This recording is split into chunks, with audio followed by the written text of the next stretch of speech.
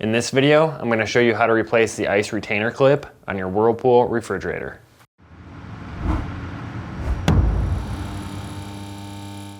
If you need to buy an ice retainer clip, check out our website, partsdoctor.com, where we sell parts for all major appliance brands.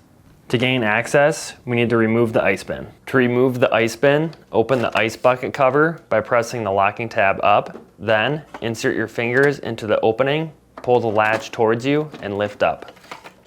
Using a Phillips screwdriver, remove these 4 screws holding the ice chute plate in place.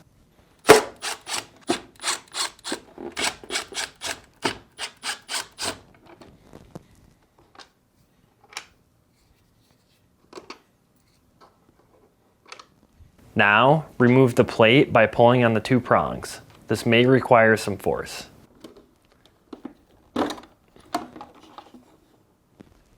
Next, remove the ice retainer clip by pressing one of the 2 retaining tabs towards the middle while prying on the clip with a flat blade screwdriver.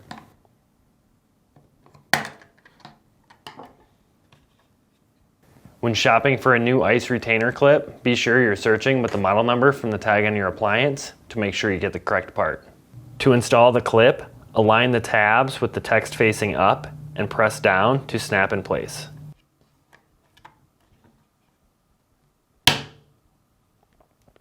Install the chute plate by aligning and reinstalling the screws.